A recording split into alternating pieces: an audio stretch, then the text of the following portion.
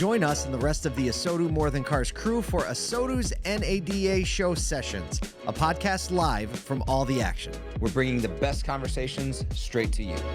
Man, Ron, thanks so much for joining us on the show today. We're here at the Cars Commerce booth, and always a pleasure talking to you, obviously. You too. Man, you guys, I would say that Dealer Inspire as a whole and the Cars Commerce team have always been obsessive about customer experience. Like, from the early days of Joe Chura starting Dealer Inspire all the way through, and you've been a part of that team for a long time. Yeah. What are you obsessing over right now when it comes to the customer experience on dealer interaction with, or customer interaction with dealer media? Yeah, I think we're just trying to get back to the basics of like what got us here in the first place. Joe and I always used to talk about two really simple principles to build out our platform. It was convenience and speed.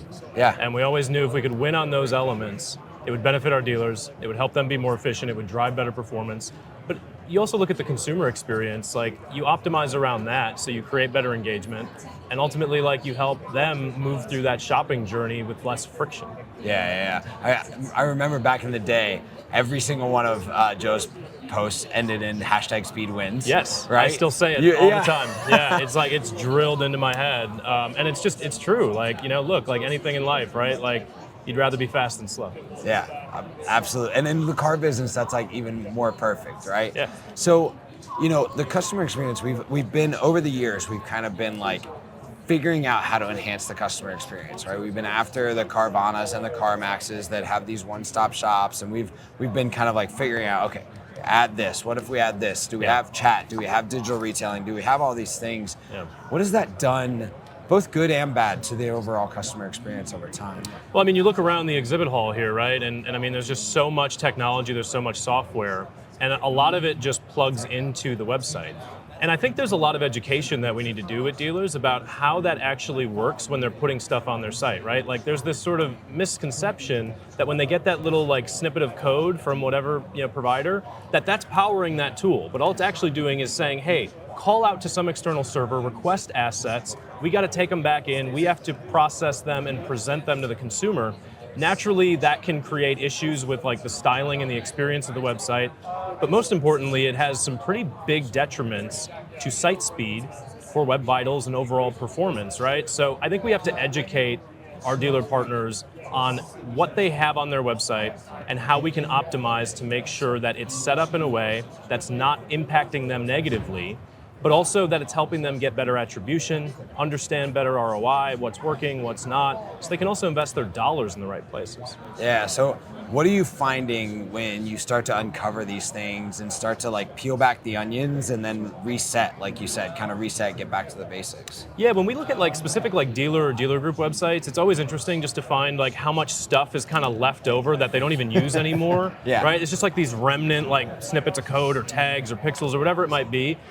So we've really gotten our team to be a lot tighter and more diligent in doing some of that auditing, quarterly business reviews of just pulling up and saying like, hey, what's actually like being like on like tracking on your site, what's sitting in those GTMs, and making sure that we are removing things that aren't necessary anymore. It's just a step that gets missed too often, and like, you know, we're trying to make sure that we get better at that and really make the industry better at that. Yeah. As far as our platform, look, like we've kind of been like starting from scratch and like rebuilding from the ground up to make sure that we're doing things in the right way and it's modern architecture, starting to look at you know, how we can take some inspiration from other verticals and other industries that you know, are really doing some creative things that are driving really strong performance just on the website space, and just continue to build more of like an e-commerce platform, right? Like automotive websites are becoming more transactional.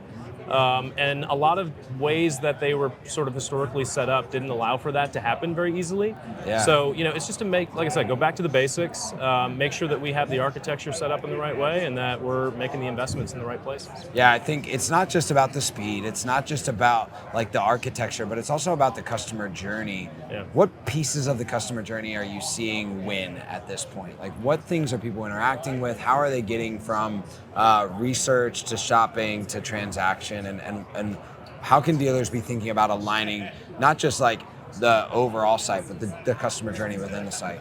Yeah, I think the place where I'm seeing dealers win is at the top of the funnel. which is almost opposite of what they typically focus on. They always want to get as low funnel as possible, right? And like that's where they spend the bulk of their dollars. That's where they put a lot of time, effort, and energy. And don't get me wrong, that's still important. But now, with the way that dealers are collecting and activating their own first-party data, with the way that so many companies, including ours, are starting to open up access to our first-party data and our in-market audience, top of funnel strategies, campaigns, media activation is this like place where dealers, I think, have an unfair advantage if they're actually investing in that space and they're willing to maybe break away from some of the traditional like tactics and strategies that they would deploy.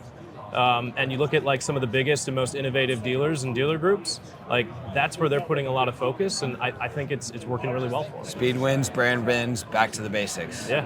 Ron, appreciate you hanging out with us. Yes, always great hanging out and chatting with you, and you got some cool insights about what you guys are doing. I appreciate that. Absolutely. Thank you.